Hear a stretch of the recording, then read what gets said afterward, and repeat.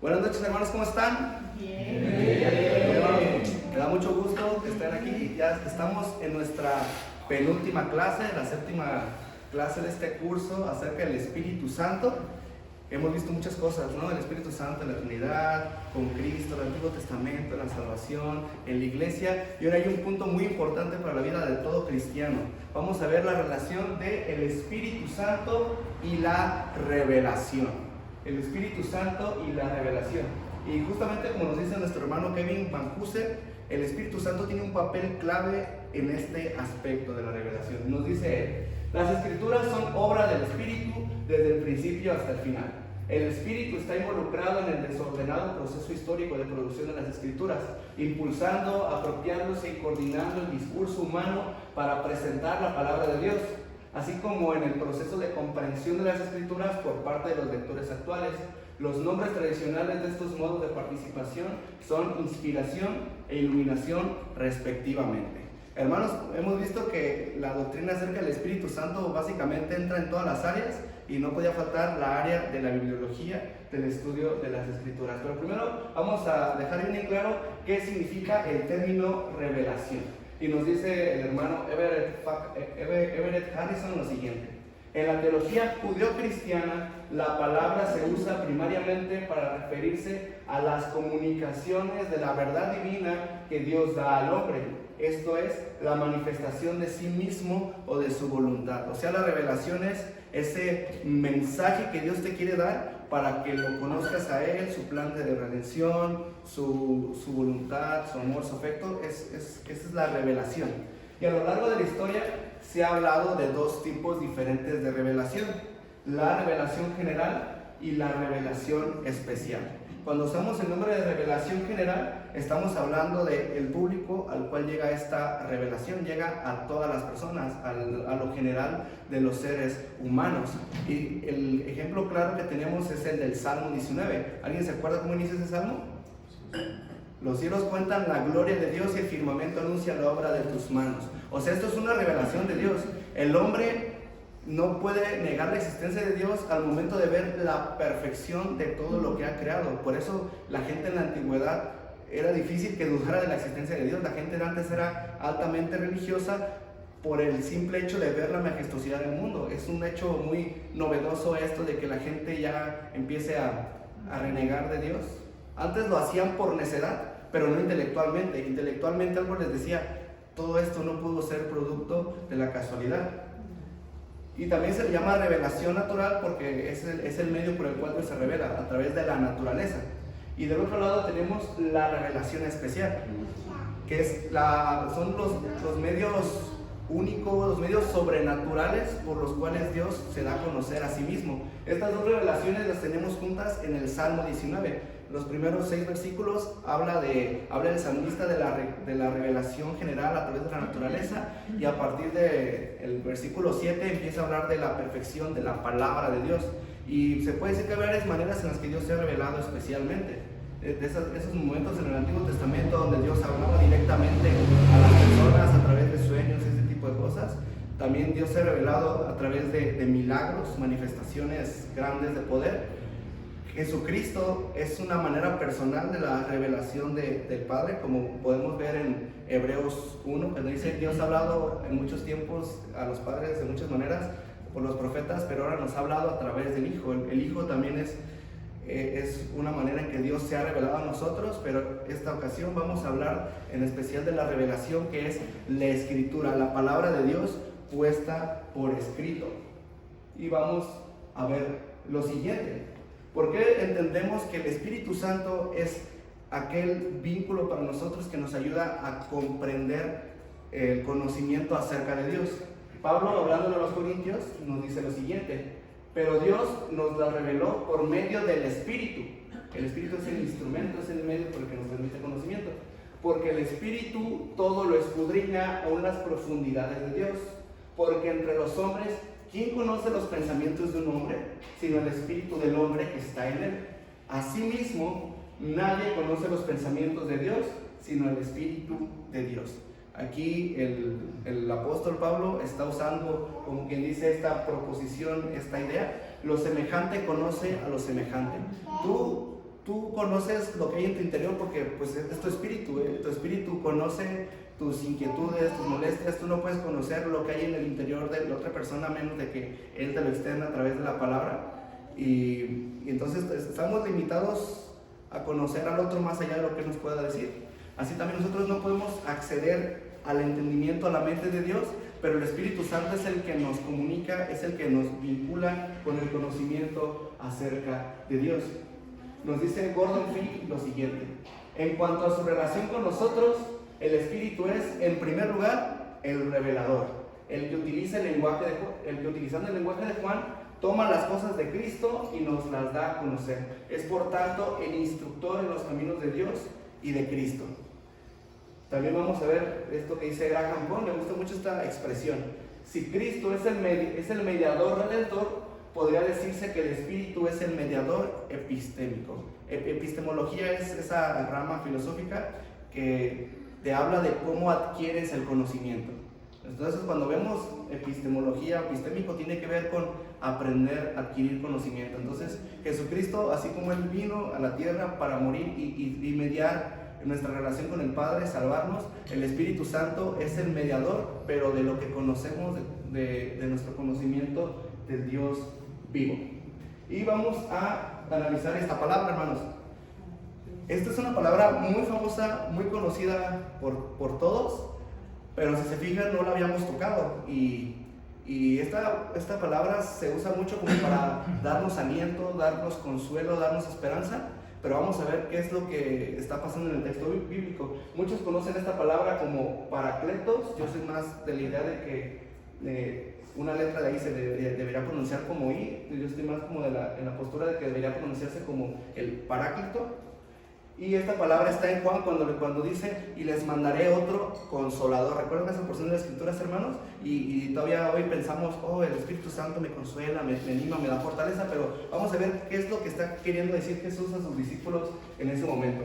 Paráclito es una palabra algo como complicada para algunos de traducir, porque puede significar ayudante, intercesor, consolador. Esto sería fortificador, alguien que te da fuerza, que te conforta.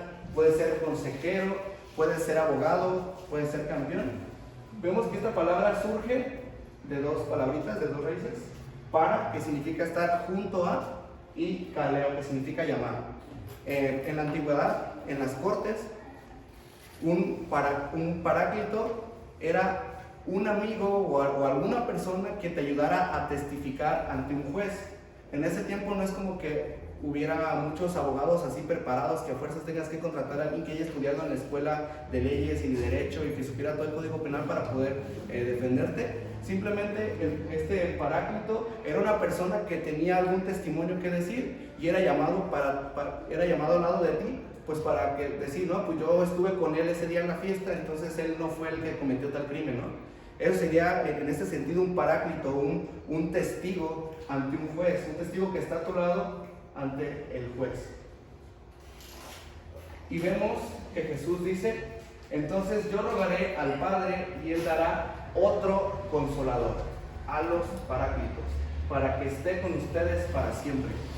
En el primer curso vimos que el Espíritu Santo era Dios, y aquí hay otro argumento fuerte al respecto, porque se dice que es otro consolador, y esta palabrita griega que está ahí es alos, significa otro de la misma categoría, otro del mismo rango, de la misma naturaleza, ¿no? O sea, el Espíritu Santo es también una persona de la Trinidad. Y de hecho, en 1 Juan 2:1 tenemos ese clásico versículo que dice que si hemos pecado, abogado tenemos para con el Padre. Esa palabra que está en griego, que está ahí en español como abogado, es esta misma palabra, paráclitos. Entonces, este Espíritu Santo es de la misma categoría que nuestro Señor Jesucristo. Y el contexto de todo esto es un contexto legal. ¿Qué es lo que está sucediendo? En el Evangelio de Juan, el propósito de Juan es que tú creas en Jesucristo, que tú creas que Él es el Hijo de Dios. Y los primeros 13 capítulos se dice que es la parte que te habla de las señales. Esas 7 señales que Jesús hizo, como convertir el agua en vino, sanar al ciego, multiplicar los panes y los peces, eran señales, eran testimonios de que Jesús era el Cristo. Entonces Jesús está dando su discurso antes de ser atrapado en el Monte de los Olivos y dice: cuando venga el Consolador, a quien yo enviaré del Padre, es decir, el Espíritu de verdad, que procede del Padre, Él dará testimonio de mí. O sea, está hablando de el Espíritu Santo va a defender mi veracidad como el Hijo de Dios. Él va a demostrar, a afirmar que yo soy quien dije ser. Entonces tenemos un contraste entre el Espíritu Santo y los apóstoles. Se dice: cuando venga el Paráclito, a quien yo enviaré del Padre, es decir, el Espíritu de verdad que procede del Padre, Él dará testimonio de mí. Y después dice: y ustedes también darán testimonio porque han estado junto a mí desde el principio. Aquí vemos un paralelismo. El Espíritu Santo da testimonio de Jesús y los apóstoles también dan testimonio de Jesús. Aquí se nos dice que el Espíritu Santo, que los discípulos habían estado junto a Él desde el principio, y viendo todo el Evangelio podemos ver que también el Espíritu Santo estuvo desde el principio en el Evangelio de Jesús. Muchas veces solemos usar esta porción para hablar de la iluminación. Ahorita vamos a meternos más en el tema de la iluminación. Usamos este pasaje para decir: el Espíritu Santo nos va a comunicar verdades espirituales, pero al parecer, viendo el contexto, este versículo al menos lo que está haciendo es reforzar que el Espíritu Santo iba a guiar a los apóstoles para que enseñaran correctamente lo que Jesús les había enseñado, y que eso al final iba a terminar convirtiéndose en el Nuevo Testamento. O sea, este versículo no es para validar que yo estoy recibiendo cierta información nueva del Espíritu Santo, sino que este versículo es para confirmar, para validar que lo que tenemos escrito en nuestro Nuevo Testamento es totalmente real, es totalmente obra divina. Y ahora vamos a entrar en el tema de la inspiración. ¿Qué es la inspiración? Nos dice Charles Riley esta siguiente definición. Es algo compleja, pero es bonita. Dice: es la cualidad que poseen los libros canónicos. O sea, esta cualidad la poseen los libros, no las personas. Es la cualidad que poseen los libros canónicos de la Biblia como resultado de la obra por la cual el Espíritu Santo dirigió y gobernó a los escritores humanos sin anular la personalidad de ellos, para que consignaran sin error la revelación divina en las palabras de los manuscritos originales. Muy bien. Si se fijan, no es que los autores sean los inspirados, sino que los manuscritos son los inspirados. Esto lo vamos a ver más adelante, esta parte de que los manuscritos son exhalados por Dios. Y se nos dice que esta es una obra en la que el Espíritu Santo dirigió a los autores, pero ese es un punto clave: no anuló la personalidad de estos autores y aún así evitó el error. A veces en nuestra Reina Valera no podemos notar tanto la personalidad de los autores, porque pues lo traduce una misma persona y a veces se pierde.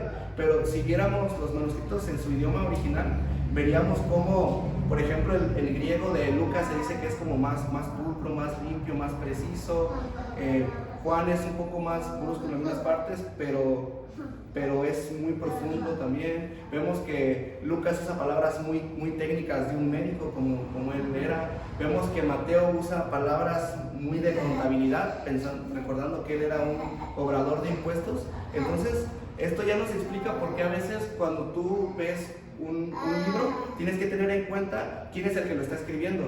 Este libro lo escribió Lucas tenía en mente esto, Lucas quería escribir un evangelio para los gentiles. Mateo, cuando está escribiendo, tienes que tener en cuenta que él lo escribió como para los judíos. Entonces, esto nos ayuda a comprender más la escritura y nos ayuda más a ver cómo los salmos verdaderamente son inspirados, pero también es este clamor de los salmistas queriendo comunicarse, queriendo adorar a Dios.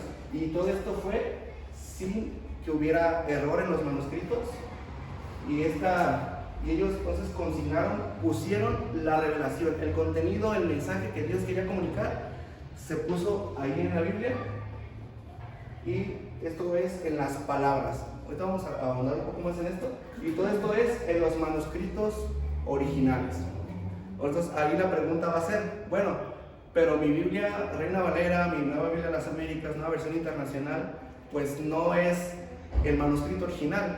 Entonces mi Biblia no es inspirada por Dios, no vale, no es válida. Pues aquí les voy a responder de dos maneras, ¿no? La manera como siguiendo un argumento lógico y la manera más experiencial. Han habido pastores que han estado enfrente de endemoniados y me han dicho, pues con mi Biblia Reina Valera en español, los demonios no resisten que tú les cites la Biblia. Entonces, pues ahí hay una experiencia de que te dice que hay algo, ¿no?, en las traducciones. Otra manera de verlo más lógicamente sería el hecho de entender que, aunque nuestra Reina Valera no es el manuscrito original, Dios preserva su autoridad. Aquí entra el tema de la preservación de Dios. Dios permite que mientras la traducción sea fiel al contenido del original, tú estás sosteniendo el mensaje de Dios. Es como, por poner un ejemplo, imaginémonos que tenemos un lago. Tenemos un lago, ese es el contenido original. Es un lago de agua limpia, agua cristalina, tú puedes llegar y tomarle. Si tú creas un acueducto, un canalito para llevarlo a tu pueblo, en la medida que ese canalito esté bien construido y tenga las condiciones óptimas, va a conseguir que el agua llegue de manera íntegra y limpia. Entonces, aunque nosotros no tenemos los manuscritos originales, y yo creo que Dios permitió que no tuviéramos los manuscritos originales porque a lo mejor los hubiéramos adorado y reverenciado, así como los israelitas adoraban a la serpiente de bronce, aún así, aunque no tengamos esos manuscritos, podemos confiar en que lo que tenemos es palabra de Dios. Y sobre esto vamos a ver cómo la Biblia nos habla de la inspiración. Nos dice en 2 Timoteo 3:16, toda escritura es inspirada por Dios y útil para enseñar, para reprender, para corregir, para instruir en justicia.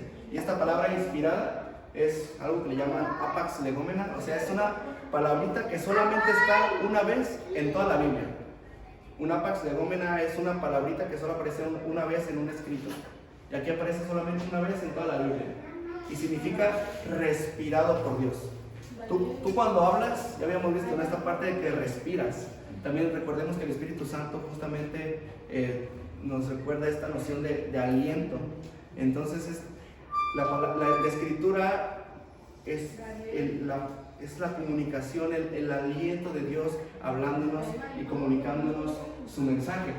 Vemos que los escritores del Antiguo Testamento, los profetas, fueron movidos, fueron guiados por el Espíritu Santo para escribir esto. Nos dice Pedro, pero ante todo sepan esto, que ninguna profecía de la Escritura es asunto de interpretación personal, pues ninguna profecía fue dada jamás por un acto de voluntad humana, sino que hombres inspirados, aquí usa otra palabra, sino que hombres inspirados por el Espíritu hablaron de parte de Dios. Aquí la palabra es feromení, o sea, fueron llevados, así como un bote ahí en el agua es llevado por las corrientes del agua. Así los escritores bíblicos, los profetas fueron llevados por Dios. Y algo interesante es que dice que ellos hablaron de parte de Dios. O sea, es un acto humano, pero en ese acto humano también está el Espíritu Santo moviéndolos. O sea, es una concurrencia, van juntos de la mano. No es como que el Espíritu Santo le meta así como ideas ajenas. Ahorita vamos a ver un poquito más de esta parte, ideas ajenas al escritor. Es algo como muy natural, muy causal. El escritor está escribiendo, está usando sus ideas, lo que le enseñó, por ejemplo, Pablo o los apóstoles cuando están escribiendo su evangelio. Mateo está escribiendo lo que él vivió, lo que él experimentó, esa información que él sabe de primera mano porque fue testigo, pero el Espíritu Santo está ahí guiándolo, ayudándolo, tal vez recordándole lo que vivió, pero no está anulando su personalidad, está ahí perfectamente en paralelo. Y este versículo nos confirma el Antiguo Testamento como palabra de Dios. Y de hecho, muchos suelen usar este versículo para hablar de la interpretación, de cuando tú lees un versículo y lo interpretas, y dicen, no es de interpretación personal, pero aquí viendo el contexto, esta interpretación significa que ellos no escribieron como invenciones suyas, o sea, esto no es palabra humana.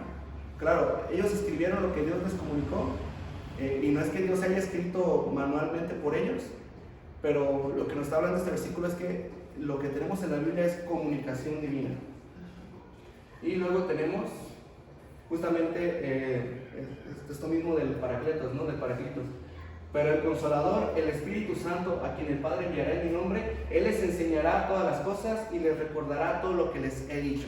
Estas palabras siendo dichas a los apóstoles, unos apóstoles que enseñaron, predicaron, y toda esa enseñanza, todo esto que hablaron, terminó convirtiéndose en la palabra escrita. Por eso nosotros no queremos ahorita en esta parte de la tradición oral en mayúsculas, así como los católicos romanos que creen que hay, aparte de la Biblia, una tradición oral, porque creemos que eso que enseñaron los apóstoles ya quedó escrito en las escrituras. Sí, en un inicio la iglesia no tenía todas las escrituras, y en un inicio sí había tradición oral, porque pues ahí estaba Pablo predicándote, enseñándote, pero una vez que ellos fallecieron, ya esto quedó registrado en la escritura, y aquí confirmamos el Nuevo Testamento. Y hay varias ideas erróneas acerca de la inspiración. Una de ellas es la inspiración natural, que dice que la Biblia es un escrito meramente humano, así como las novelas de Shakespeare son algo sencillo, algo simple, ideas de gente retrógrada de la antigüedad, dicen. Pero vemos que la Biblia es clara, ¿no? Es inspirada por Dios. También está esta otra postura que puede sonar, que para muchos puede que sea la postura que ellos tienen sin darse cuenta, suena muy correcta, ¿no?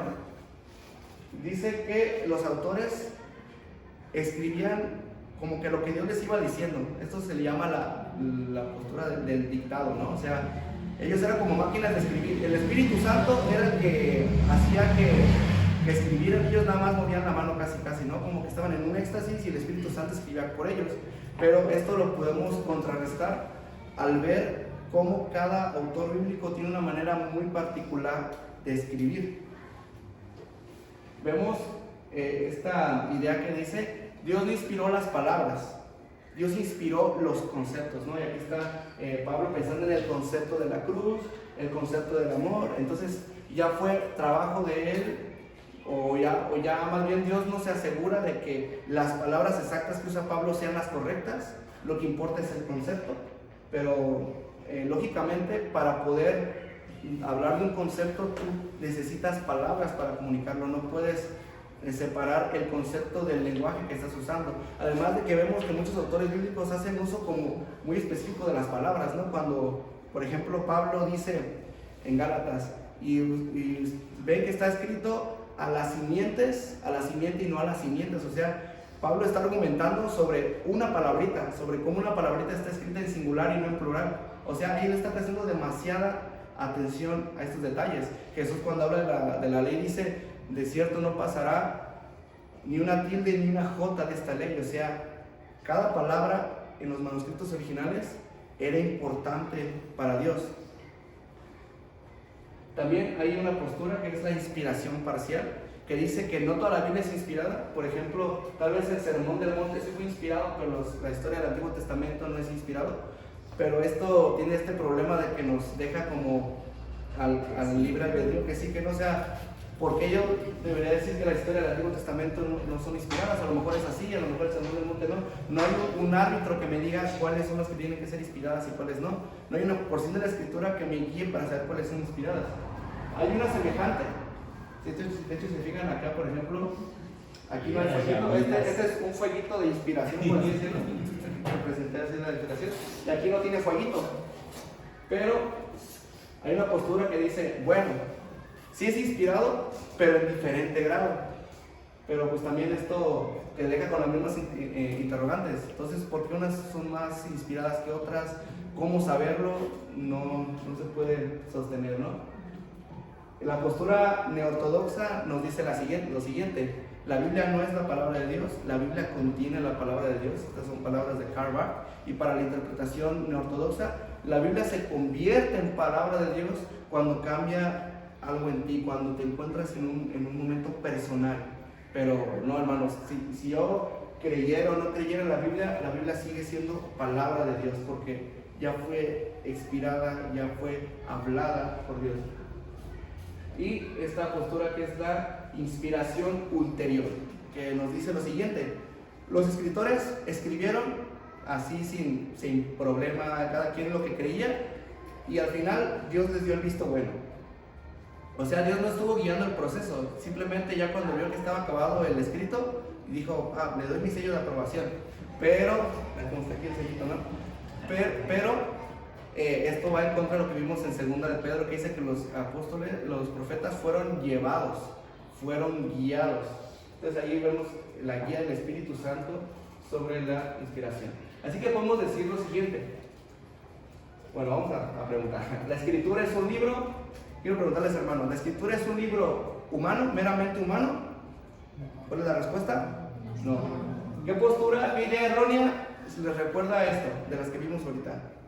¿Y la inspiración qué? Natural, muy bien. Entonces, esta es otra pregunta. A ver, ¿la Escritura es un libro divino? ¿Meramente, exclusivamente divino?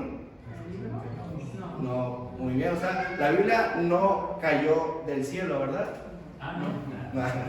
No, Jesucristo sí vino del cielo. Muy bien. La Escritura es humano divino, o sea, es mayormente humana y tiene ahí una pizquita de divinidad. ¿Cierto o falso? Falso, porque alguna postura que recuerden que tenga relación con esto, mayormente humano pero poquito divino, como la parcial, exacto. O sea, pues muchas son de hombre, pero hay algunas ahí que Dios metió, ¿no? Ok. ¿Es un libro divino con tantito de humano? ¿No? ¿O sí? Está buena, ¿verdad? ¿Hay alguna postura que les recuerde esto? ¿Cómo? El concepto o la mecánica, ¿no? Esta parte que el Espíritu Santo es el que estaba moviéndole casi la mano a los escritores, sería algo así, es divino con poquito de mano. Entonces no. Entonces, la Biblia, la Escritura es un libro divino humano. Que eso no le resta el ser palabra de Dios, pero sí nos ayuda a comprender las personalidades, comprender el lenguaje, porque los escritores de la Biblia no eran matemáticos científicos del siglo XXI. O sea, tú no puedes criticar a Dios de cometer un error si tú lees que Josué dice que el sol se detuvo, porque muchos pueden decir, no, es que el sol no es el que se detiene, sino que la tierra es la que gira alrededor del sol, pero el escritor bíblico está escribiendo desde una fenomenología, está escribiendo desde el punto de vista de aquí de la tierra. Entonces esto nos ayuda a comprender estas cosas, así que esto le ponemos palomita. Muy bien, hermanos. Ahora el tema de la iluminación. Aquí es donde se pone bueno, todo se pone bueno. Dice Pablo lo siguiente: y nosotros hemos recibido no el espíritu del mundo, sino el espíritu que viene de Dios, para que conozcamos lo que Dios nos ha dado gratuitamente. Entonces aquí les hago esta pregunta. Entonces, sin el espíritu no se puede comprender la Biblia. Y aquí quiero contarles la anécdota del teólogo John Feinberg. Él tiene un libro que habla se llama Lumbrera mi camino, que es justamente la doctrina de la bibliología. Es un librote muy chido, muy bonito. Y él dice que él tenía unos hermanos que habían estudiado en la misma escuela que estaba él, en su universidad, y decía que había un maestro que era muy buenísimo, pero que era ateo. Pero ya estaba a punto de salirse de la escuela. Este profesor iba a dar sus últimas clases y él quería de verdad tener una clase con él, porque sus hermanos le decían, métete a algún curso de él porque él es buenísimo. Pero ya ve que el último curso que iba a dar era referente a temas bíblicos, y este hombre dijo, híjoles, pues este hombre es ateo, no va a comprender la Biblia, no va a agarrar la onda. Entonces dijo, bueno, pero de todos modos mis hermanos me lo recomendaron mucho, así que me voy a meter. Él se metió, y cuando vio a este hombre exponer la escritura, se dio cuenta que este hombre verdaderamente sabía de la Biblia. O sea, él era ateo, pero comprendía muy bien a lo que querían llegar los personajes, a lo que estaba hablando, el contexto cultural, todo lo tenía muy claro. Entonces esto fue como choqueante para él, porque él tenía esta idea de que como si tú no eres cristiano, no puedes entender intelectualmente, lógicamente la escritura. Pero entonces, ¿cuál es la respuesta a esto? Vemos que unos versículos después, Pablo nos dice lo siguiente: pero el hombre natural no acepta las cosas del Espíritu de Dios, porque para él son necedad, y no las puede entender porque son cosas que se hicieron espiritualmente. Entonces, aquí no es una falta de intelecto, sino es una cuestión de necedad. O sea, los ateos sí pueden comprender conceptos bíblicos, pueden comprender la historia y todo, pero para ellos suena descabellado, suena como una locura. Y entonces es un asunto más de voluntad, de querer aceptar ese conocimiento. Y también hay otro versículo muy curiosillo, que hay mucha gente que toma versículos fuera de contexto y saca cosas muy tremendas, ¿no? Por ejemplo, este versículo nos dice lo siguiente, en 1 Juan 2:27: en cuanto a ustedes, la unción que recibieron de Él permanece en ustedes, y no tienen necesidad de que nadie les enseñe. Pero así como su unción les enseña acerca de todas las cosas, si es verdadera y no mentira, y así como les he enseñado, ustedes permanecen en Él. O sea, no necesitamos maestro. O sea, ¿para qué vamos los domingos a la iglesia si no ocupamos que nadie nos enseñe? Tenemos el Espíritu Santo, ¿no? Y hay mucha gente que tiene estas ideas locas. Les digo porque sí me ha tocado conocer gente que dice: a mí no me gusta leer o ver prédicas, yo puro leer la Biblia porque la Biblia, con la Biblia me basta, ¿no? No necesito, porque la Biblia dice que no tiene necesidad de que nadie te enseñe. Pero aquí justamente vamos a ver el contexto. Juan está hablando de falsos maestros. Estos falsos maestros tenían la creencia de que ellos tenían un conocimiento superior. Ellos habían recibido una revelación que los demás no les había llegado, y ellos querían comunicar esta revelación. Miren, tenemos información fresca, información nueva. Vemos unos versículos antes, creo que es en el 24-25, que dice Juan: esta palabra que les enseñamos permanece en ustedes. Y vemos un poquito después que dice: la unción que recibieron de Él permanece en ustedes. Es un paralelismo, ¿no? Entonces es muy probable que se está refiriendo por esta unción no solamente al hecho del Espíritu Santo, sino que a la enseñanza que recibieron. O sea, este versículo no es para decirte que no ocupas, aparte de leer la Biblia, que es tu prioridad, que no puedas recibir instrucción de otra persona, sino que este versículo solamente está defendiéndose de una falsa herejía de personas que llegaban diciendo: nosotros tenemos conocimiento inédito. Y eso es a lo que se refiere Juan. Tú no necesitas ese conocimiento inédito. O sea, esas son cosas muy místicas, muy gnósticas, ¿no? Tú tienes el mensaje que te predicamos los apóstoles, y ese mensaje es el que necesitas para tu vida. Así que con este versículo no se está hablando de una iluminación como algunos podrían pensar. Así que vamos a ver la definición de inspiración. Y esta la saqué de este libro del hermano John Feinberg, que dice que para él sí fue muy choqueante, ¿no? Porque siempre la idea de iluminación es como que conocimiento que te llega a ti, ¿no? Desde el cielo, o que Dios te habla. Exacto, o que Dios te habla, o que es meramente intelectual esta iluminación. Que sí hay una parte intelectual, pero no se queda ahí. O sea, esta definición va más allá. Nos dice: la iluminación es una obra del Espíritu Santo en las mentes y en los corazones de los creyentes y no creyentes. Cuando habla de los no creyentes, se refiere como al momento en el que una persona cree, de la gracia eficaz, eso. O sea, es ahí cuando Dios ilumina el corazón de la persona para que acceda al Evangelio. Que puede lograr todo lo siguiente con respecto a la revelación divina incluida en las Escrituras: ayudarles a captar intelectualmente el contenido de la revelación. Es una parte, o sea, eso también lo pueden hacer los incrédulos, ¿no? Captar intelectualmente. El cristiano pues recibe tanta ayuda, pero esta información quedaría incompleta si no hablamos de lo siguiente: les ayuda a ver cómo ese contenido intelectual se aplica a situaciones y circunstancias reales en sus vidas y en las vidas de los demás, y moverles a adoptar y aplicar la verdad a sus propias vidas. Entonces la iluminación no solamente tiene que ver con la mente, sino con el corazón, con que tú recibas ese mensaje, esa palabra. Vemos, hermanos, que la Biblia en sí ya es una luz. Nos dice el Salmo 119: lumbrera mis pies es tu palabra. Así que no podemos decir que la iluminación es sobre las Escrituras. O sea, el Espíritu Santo no ilumina las Escrituras, porque sería como querer iluminar lo que ya es luz. Entonces, la idea de que el Espíritu Santo ilumina las Escrituras sería incorrecta. El Espíritu Santo lo que ilumina es la mente de la persona, para que pueda captar mejor el mensaje.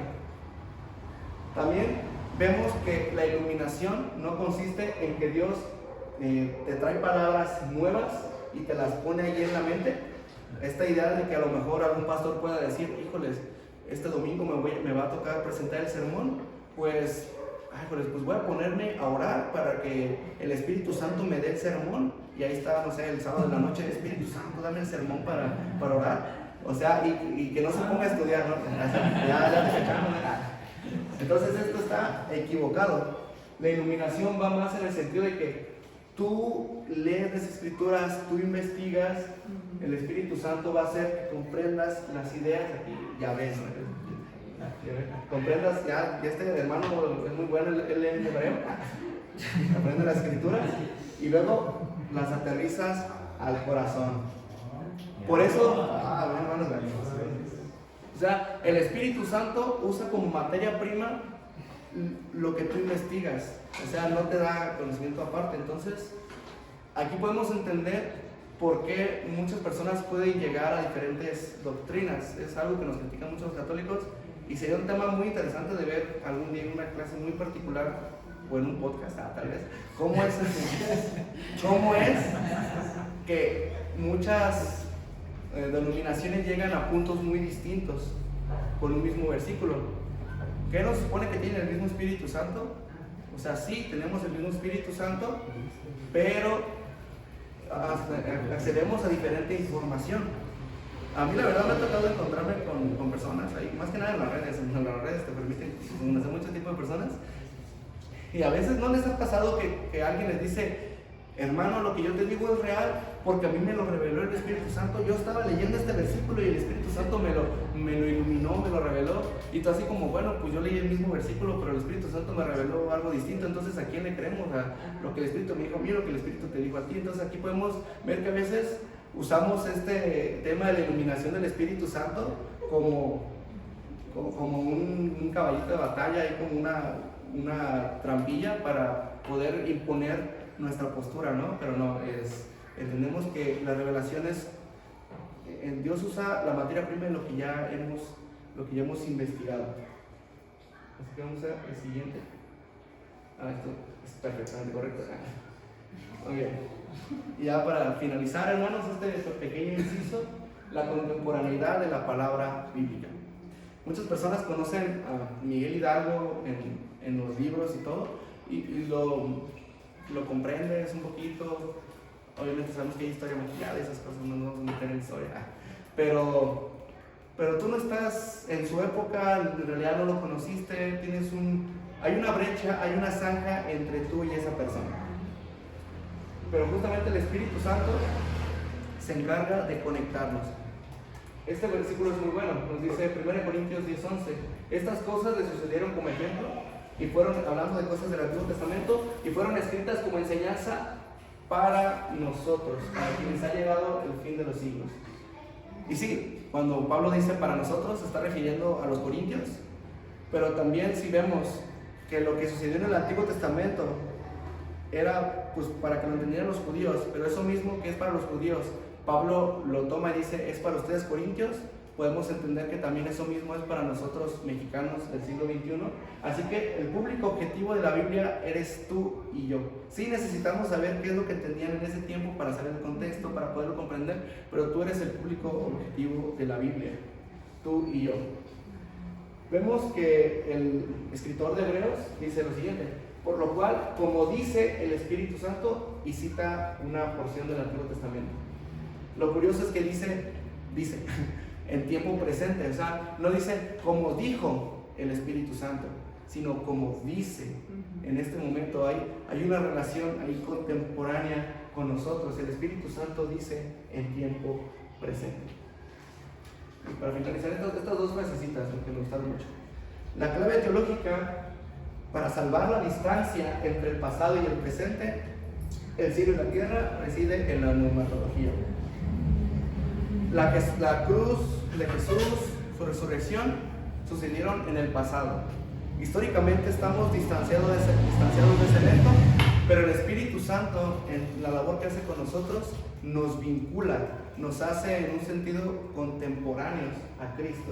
Y aquí una frase de Thomas Smile que dice, el Espíritu Santo es Dios en tiempo presente, entendiendo esto como una forma de hablar, ¿no? El Espíritu Santo es Dios en tiempo presente. Entonces el Espíritu Santo nos acerca a esas realidades bíblicas que están en la Escritura. Así que, ¿qué aprendimos hoy, hermanos? Vimos lo que es la revelación.